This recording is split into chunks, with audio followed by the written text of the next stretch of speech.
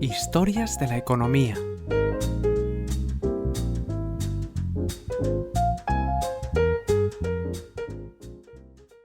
Episodio 97. Del secreto bancario a la caída del chiringuito fiscal. Así ha perdido glamour y poder la banca suiza. Me interesan sus leyes sobre secreto bancario. Oui, sí, excusez-moi, Jordan. La costumbre suiza requiere 10 minutos de... bla, bla, bla. Charla. Sí, charla, gracias, antes de empezar con los negocios. Sí. Por supuesto. Vamos al grano.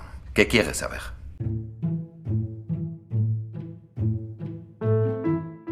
No hace mucho tiempo, la banca suiza infundía misterio y respeto, a partes iguales. Las entidades financieras del pequeño país alpino tenían el glamour y el poder que le otorgaba el secreto bancario, para atraer el dinero y los activos de las grandes fortunas planetarias a sus bóvedas. El mito de los bancos suizos todavía se agrandó durante décadas, aún más con la literatura y el cine. La mafia de cualquier rincón del mundo, espías o empresarios, se acercaban a las lujosas, a la vez que discretas, oficinas de Ginebra o Zúrich para guardar bonos, joyas, documentos secretos o millones de dólares, en sofisticadas cajas fuertes. Pero como casi siempre pasa, la realidad pudo con la ficción. Casi cualquier dictador africano o político corrupto escondía algún milloncejo en cuentas encriptadas de algún banco suizo. La banca universal de Suiza creció agarrada al santo grial del secreto bancario. La discreción ha sido una parte fundamental del desarrollo del sistema financiero y una garantía de protección para los patrimonios en cualquier lugar del mundo. Pero en Suiza se ha llegado a convertir en algo idiosincrásico del país, hasta llegar a marcar la política y las relaciones internacionales en el último siglo. El secreto bancario no es exclusivo del país helvético. Las primeras entidades italianas, consideradas como primeros ejemplares de la banca moderna, ya lo pusieron en práctica en el siglo XVII. Pero era más una costumbre o práctica empresarial. Lo que tiene de especial el secreto bancario de Suiza es que está convertido en ley desde hace prácticamente un siglo, y esto significa que este elemento es inviolable y perseguido penalmente si se rompe. En 1934, Suiza blindó legalmente el secreto bancario. El artículo 47 de la Ley Bancaria de Suiza incluía sanciones penales. Cualquier persona que lo violara se exponía a multas económicas o incluso a terminar directamente en la cárcel. Antes de 1934, esta práctica se basaba en la tradición más que en una ley concreta o en un conjunto de leyes, como explica el historiador suizo Sebastian Gex. El secreto bancario era una cuestión de derecho civil, no penal, añadía. Después de aquel año, los banqueros asumían prácticamente el juramento de defender el secreto bancario como si fuera un compromiso hipocrático de un abogado o un médico. Antes de la ley podían abrirse procesos civiles contra el infractor, pero después de 1934 la violación del secreto sería perseguido por la ley.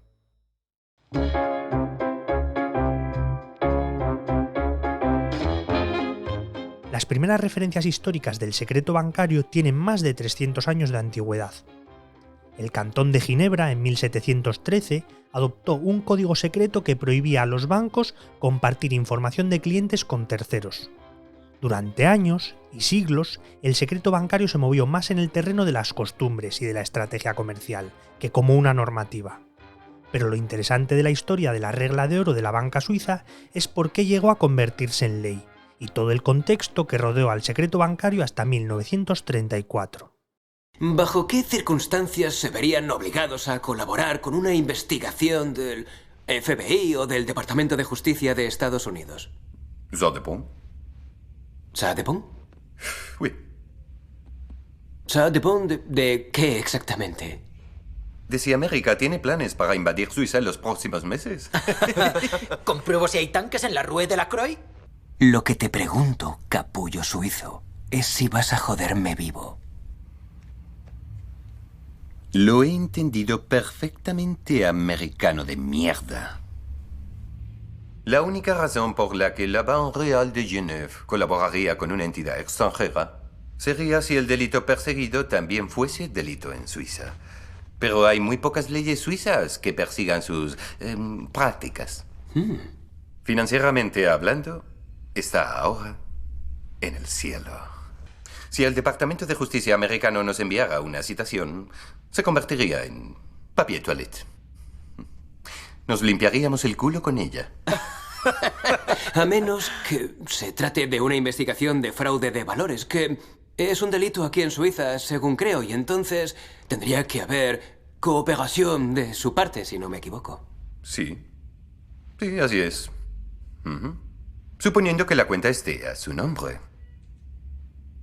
Si fuera otro nombre, un amigo, un camarada... ¿Primo? Sí, cousin, absolument.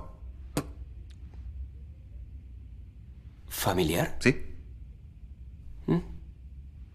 ¿Es música tirolesa lo que oyen mis oídos? ¿O acabas de decir lo que creo que has dicho? Sí, sí. Me está diciendo que use una puta ratonera. Pero una ratonera americana jamás lograría entrar en Suiza con tanto dinero. Lo que necesitaba era una ratonera con pasaporte europeo. A partir de la Primera Guerra Mundial, el capital extranjero que llegaba a las arcas de los bancos suizos procedente de Francia, Alemania, Italia o Austria se situó en unos niveles hasta ahora desconocidos, explica Gex. El primer gran conflicto del siglo XX fue un punto de inflexión para el negocio financiero de Suiza. El país tenía todo lo necesario para convertirse en un gran paraíso fiscal en el corazón de Europa. Mientras los países vecinos subían los impuestos de manera masiva tras la guerra, los bancos suizos abrían las puertas a las fortunas extranjeras. La respuesta de los bancos suizos no era nueva. Ya durante la Revolución Francesa pasó algo parecido. La aristocracia y su capital huyeron despavoridos para Suiza. El filósofo Voltaire, padre de la Revolución, llegó a decir: si ves a un banquero suizo saltando por la ventana, síguelo, porque seguramente obtendrás una ganancia. La tensión entre Francia y Suiza llegó al máximo cuando el 27 de octubre de 1932, en plena crisis económica, las autoridades galas hicieron un registro por las bravas de la sucursal del banco suizo Basler Handelsbank, con el objetivo de encontrar evasores fiscales. El allanamiento del banco fue un toque de atención para que Suiza protegiera el secreto bancario. Otra de las razones para blindarlo con legislación fue la crisis bancaria que sufrió el país. Porque Suiza también sufrió la crisis de los años 30, y no solo la padeció la economía, también su sistema financiero. Muchos bancos suizos sufrieron pérdidas significativas, y algunos incluso entraron en bancarrota durante este periodo. Esto llevó a una disminución en la confianza del público en los bancos suizos y a una fuga de capitales del país. Como resultado, los bancos suizos comenzaron a buscar nuevas formas de atraer a los clientes extranjeros y mantener su confianza en el sistema bancario suizo. De los 8 principales bancos de la época, uno quebró, otro sobrevivió solo porque recibió ayuda masiva del Estado federal, y 4 tuvieron que ser reestructurados. La Ley Bancaria de 1934 incorporó el secreto bancario como otras normas que debían reforzar el sistema financiero suizo.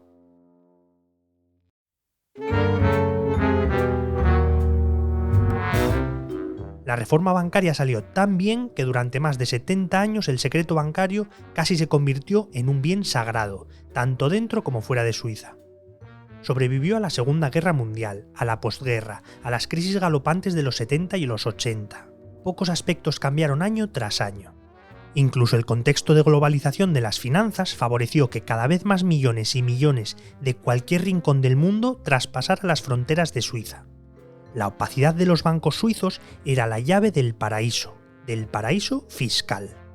Una vez que el dinero entraba en Suiza, en cualquier momento podía salir de vuelta a cualquier territorio offshore. Pero desde la crisis financiera de 2008, el mundo comenzó a mirar a Suiza y a sus bancos como un problema. Desde los Alpes, el punto de vista era que alguien tenía que pagar el pato. Pero para el resto de los países, Suiza era el queso emmental por donde se colaba la recaudación de impuestos a escala global. Y ocurría cuando los estados más necesitaban recursos económicos. Los bancos iban cayendo uno a uno en cualquier rincón del planeta, mientras eran rescatados con dinero público. El ambiente social y político no estaba para que la evasión fiscal siguiera siendo deporte nacional en determinados estratos de la sociedad, y el comportamiento de la banca suiza en crisis pasadas estaban muy presentes. La OCDE presionó para que Suiza firmara un convenio con todos los países para compartir información fiscal de manera rápida y automática cuando hubiera sospechas de delito fiscal. Austria, Alemania o Luxemburgo bramaban contra la tradición del secreto bancario, al ver cómo había un fuerte desvío de capitales a Suiza. Pero el país que más puso contra las cuerdas a los banqueros suizos fue Estados Unidos. ¿A qué país le gusta que le roben parte de la recaudación fiscal? Esta noche la familia Corleone saldará sus deudas. Kainzig, ese cabrón de banquero suizo, ha estado engañando a todos desde el principio. Que se joda. En cuanto a don Lucchesi, mi amigo, Carlo le hará una visita en su casa. Neri se dirige al Vaticano. Encenderé una vela por el arzobispo.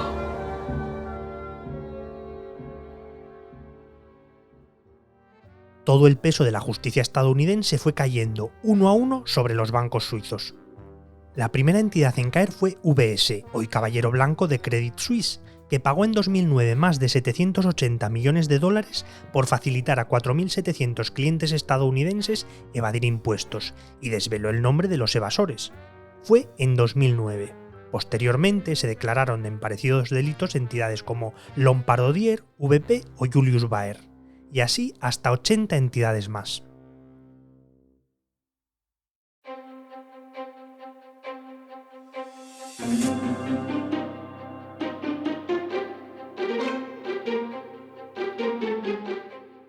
La ofensiva de Estados Unidos coincidió con el soplo de Bradley Birkenfeld, un antiguo empleado de UBS que denunció las prácticas irregulares de la financiera y el nombre de miles de clientes que utilizaban cuentas opacas en Suiza. Uno de los casos más sonados fue la caída de Wegelin, el que pasaba por ser el banco helvético más antiguo, que se declaró en quiebra después de reconocer ante la justicia americana que había ayudado a alrededor de 100 clientes estadounidenses a eludir 1.200 millones de dólares en impuestos. Eso fue en 2013. Luego vino el multazo histórico de 2.600 millones a Credit Suisse, tras reconocer los hechos delictivos. UBS y algunos bancos más habían necesitado ayudas públicas durante la crisis financiera de 2008, pero fueron caricias para lo que ha supuesto el golpe del secreto bancario. Era la puerta a los paraísos fiscales. Rudolf Elmer fue uno de los primeros Robin Hood entre la banca suiza. Fue jefe de operaciones en la filial de Julius Baer en las Islas Caimán. Allí se encargaba de crear empresas para las fortunas rebotadas desde Suiza. El secreto bancario es el robo más grande de la historia de la humanidad y tiene consecuencias catastróficas para las personas más pobres de la Tierra, comentaba en su web al más puro estilo Wikileaks, allá sobre 2011. Elmer ha pasado a la historia por supuestamente filtrar a la página de Julian Assange los datos confidenciales de 2.000 clientes. La información terminó en manos de las autoridades fiscales de Estados Unidos y Alemania. Los casos de Elmer y Birkenfeld pasaron algo desapercibidos en España. Por lo menos no tuvieron tanta repercusión como la lista Falciani. El exinformático de la filial suiza de HSBC, Hervé Falciani, copió datos personales de más de 100.000 clientes de bancos suizos, lo que demostraba que todo el sector compartía datos de clientes potenciales, y los compartió con las autoridades francesas. La lista incluía a más de 600 residentes en España.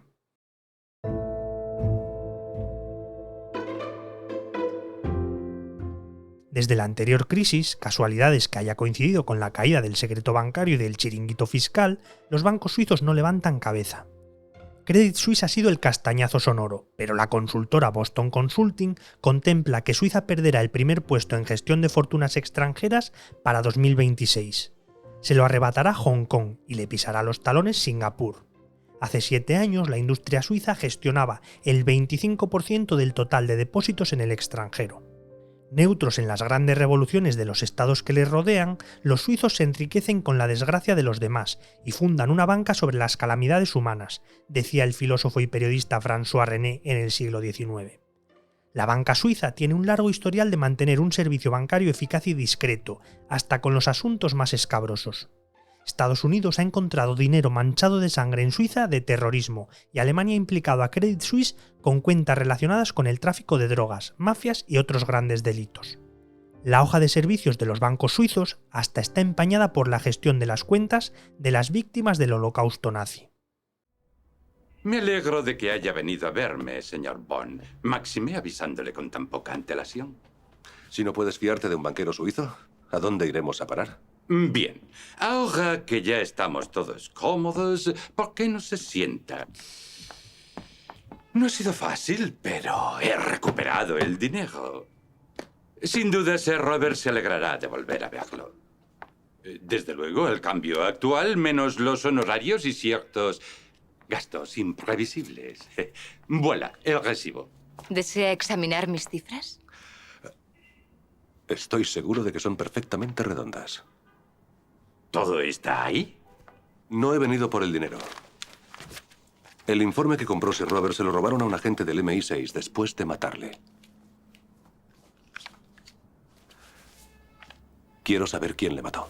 Una tragedia espantosa. Solo quiero un nombre.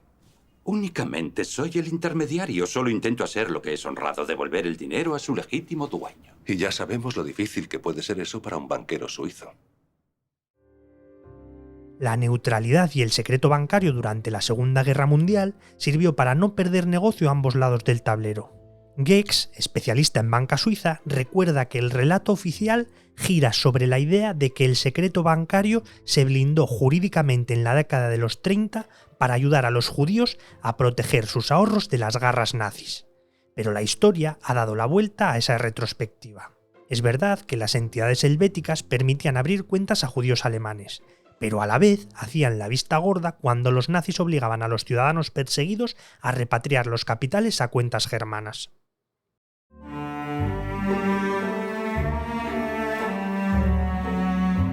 En mitad de la neutralidad suiza, antes y después de la guerra, los bancos del país mantenían abiertas las relaciones comerciales con la Alemania nazi a pesar de la presión de otras potencias como Estados Unidos y Francia, hasta el punto de que el Banco Nacional de Suiza seguía adquiriendo reservas de oro al Reichsbank, el banco del Tercer Reich, pocos meses antes de que terminara la guerra.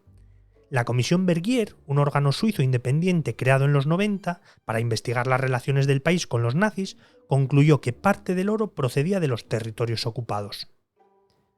A Suiza no le quedó más remedio que recoger el guante de la denuncia del Congreso Judío Mundial contra la banca suiza por bloquear el acceso a supervivientes del Holocausto y familiares a cuentas bancarias ante la justicia de Estados Unidos. La Comisión Volcker, llamada así por el mítico presidente de la Fed que organizó los trabajos y la investigación, no logró demostrar que los bancos desviaran de manera sistemática fondos judíos a las arcas nazis, pero sí encontraron evidencias de poner problemas para recuperar antiguos fondos no reclamados. A los bancos suizos no les quedó más remedio que asumir una indemnización de más de 1.200 millones de dólares para compensar a las víctimas.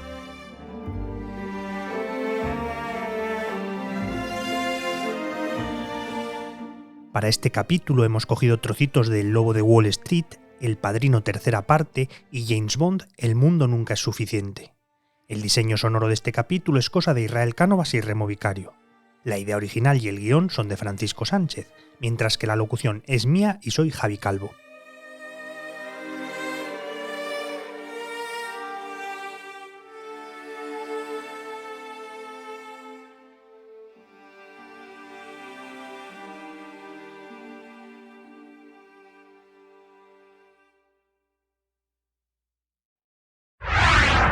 El Economista Podcast.